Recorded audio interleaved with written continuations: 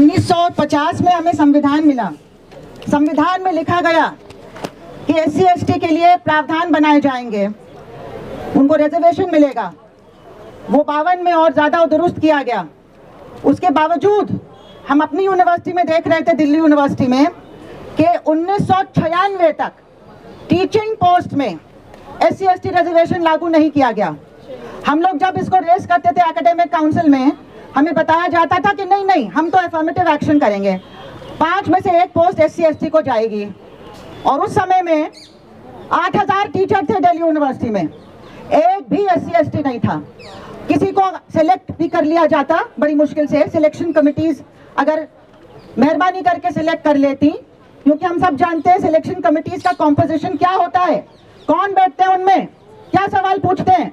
फिर भी कोई बहुत ही होनहार बच्चा अगर आ जाता, उसको अपॉइंटमेंट लेटर नहीं दिया जाता, फिर वो परेशान होकर सिविल सर्विसेज में चला जाता।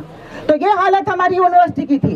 ये सिर्फ 91 के बाद जब VP सिंह ने मंडल कमीशन की रिपोर्ट को लागू कराया, उसके बाद जिस तरह से एहसास हुआ पूरे देश में लोगों को कि ये हमारा हक है, किसी की मेहरबानी से नहीं मिलेगा, ये हमारा हक, 85% जो जनता है इस देश की, क्या हम गुलामी में रहेंगे, क्या हमें हमारा हक नहीं मिलेगा।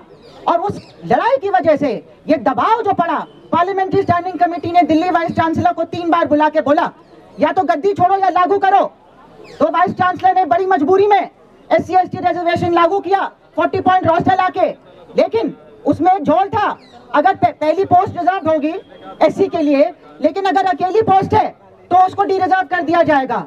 2 साल निकल गए, 95 में ये डिसीजन हुआ, कोई रिजर्वेशन नहीं हुआ, क्योंकि हर कॉलेज ने एक ही पोस्ट एडवर्टाइज की, उसको अवॉइड करने के लिए रिजर्वेशन को एक ही पोस्ट एडवर्टाइज की थी। 5 एक करेंगे तो वो डी रिजर्व थी। इस तरह से दिल्ली यूनिवर्सिटी में ये चलता गया ये मामला। कोई भी जो एक दफा सत्ता के को कब्जा कर लेता है, ये पूरी दुनिया में ह्यूमन नेचर है, वो किसी और को नहीं आने देता। आप देखेंगे कि अजीब बात है कि एजुकेशन में वो 2008 में लागू हुआ, नौकरियों में पहले आया, एजुकेशन में तब जाके लागू हुआ। साथियों, बीच में जब स्टूडेंट्स में जब रिजर्वेशन आ गया और टीचर्स में नहीं आया, तो जो सेंसिटिविटी फैकल्टी की होनी चाहिए अपनी जनता की तरफ, वो नहीं देखने को मिलती है, क्योंकि सब अपने अपने बैकग्राउंड के एक तरह से प्रिजनर होते हैं। और उस वजह से जिस तरह से बिहेवियर होता है, या जज करते हैं आप स्टूडेंट्स को, या डिस्करेज करते हैं स्टूडेंट्स को, अनेकों रोहितों ने छोड़ दिया यूनिवर्सिटी को या अपनी जान ली है। ये तो आगे आ गए, क्योंकि रोहित ने एक चिट्ठी लिख दी थी तो ये सामने आ गया।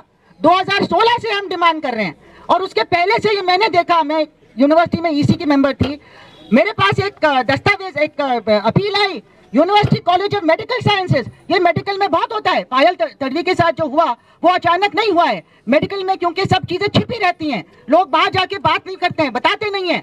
वहां पे हमको पता चला जब धरना शुरू हो गया कि अलग अलग फ्लोर पे आप SC ST के स्टूडेंट्स को रखते थे, एक फ्लोर पे आप मिक्स कभी नहीं करते थे, अलग अलग खाना खाते थे, उनको टीचर अलग पर्ची, अलग रंग की पर्ची में क्वेश्चन पेपर देता था। ये क्यों हो रहा था? मैं तो हिल गई उस जमाने में ये सुन के कि क्या हो रहा है हमारी यूनिवर्सिटी में, दिल्ली यूनिवर्सिटी जैसी यूनिवर्सिटी में। तो जब जो 2016 में रोहित के साथ हुआ, वो अचानक नहीं हुआ, वो बन रही थी वो कहानी, वो वोल्केनो बिल्कुल इरप्ट करने वाला था। और उस तब से ही हम लोग रोहित एक्ट डिमांड कर रहे हैं। रोहित एक्ट डिमांड करते करते आगे कुछ नहीं, कर्नाटक में एक बना है, लेकिन और जगह तो कोई इसमें कोई कार्रवाई नहीं हुई। लेकिन जब पायल तड़वी की माँ अबिदा जी और राधिका विनोला जी जब कोर्ट में गई पिटिशन लेके, पूरे दस्तावेज के साथ, डॉक्यूमेंट्स के साथ, फैक्ट्स के साथ कि क्या क्या अलग अलग यूनिवर्सिटीज में हो रहा है, तब एक प्रेशर पड़ा, सुप्रीम कोर्ट से ऑर्डर गया, और पार्लियामेंट्री स्टैंडिंग कमेटी ने, जिसमें दिग्विजय सिंह जी चेयरपर्सन थे, उन्होंने रेकमेंड किया कि तुरंत इस पे कार्रवाई की जाए और आप एक नया रेगुलेशन लाइए। UGC ने उसके दबाव में रेगुलेशन लाए।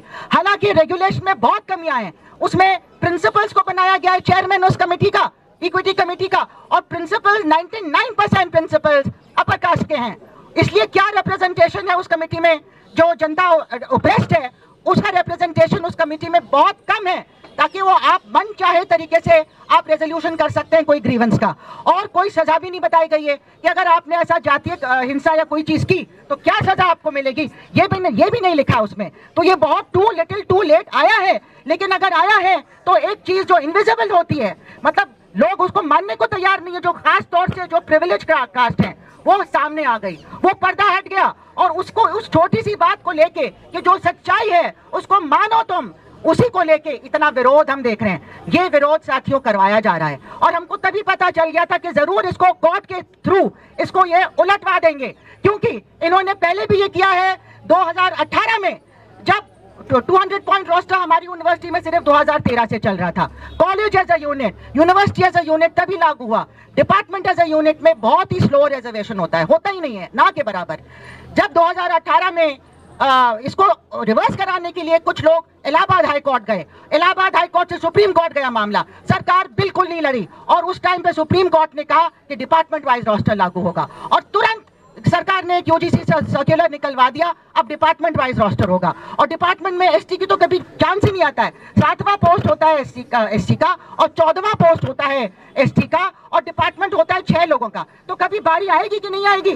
बारी ही नहीं आएगी तो खेल वहीं खत्म हो जाता है। हम लोगों ने 1 साल तक विरोध किया। मैं डूटा की प्रेसिडेंट थी पहले, उसके बाद राजीव रे प्रेसिडेंट थे। हम लोगों ने देश भर में यहाँ पे जो आंदोलन चला, डूटा ने भी उसने बढ़ चढ़ के हिस्सा लिया और सारे एमपीज को जोड़ा और उसके बाद एक ऑर्डिनेंस आया जिसमें 200 पॉइंट रोस्टर वापस आया। साथ में उन्होंने अपना पाउंड ऑफ फ्लैश ले लिया ईडब्ल्यूएस रोस्टर, जिसका कोई मतलब नहीं था, जो एससी एसटी ओबीसी के खिलाफ था कि उनको नहीं मिलेगा। और 10% कहाँ से आ गया? जब आपको ऐसा रेगुलेशन बनाना होता है तब कोई सवाल नहीं पूछा जाता है कि 10% कहाँ से आ गया, कौन है ये 10%, लेकिन वो आ गया, हमने मान लिया क्योंकि मानना पड़ा और वो लागू है अभी। लेकिन साथियों, अभी ये बहुत बड़ा चैलेंज है हमारे सामने, क्योंकि जिस तरह से मजाक बना दिया इन्होंने कि पहले आप रेगुलेशन लाते हैं फिर उस पर स्टे करवा लेते हैं, कराने वाले वही लोग हैं। इसलिए हमें एकजुट होकर लड़ना पड़ेगा और जनता के बीच में जाना है और लोगों को जागरूक करना है। और मैं यकीन से कह सकती हूँ कि ये भी उनको वापस करना पड़ेगा और वो रेगुलेशन और ज्यादा सशक्त रेगुलेशन लागू होगा, क्योंकि एक देश को आप उसके 85% 90% लोगों को गुलामी में कितनी देर तक रख सकते हैं? ये आजादी की लड़ाई है, ये लड़ाई हम सब मिलकर लड़ेंगे, हम लोग सब कंधे से कंधा मिला के इसमें चलेंगे। और आप इस तरह से सभा आपकी और भी बहुत सारी होंगी और मैं आपको मुबारक देना चाहती हूँ कि आपने आज शुरुआत की है। और इसी के साथ इनकलाब जिंदाबाद के साथ मैं अपनी बात खत्म करती हूँ।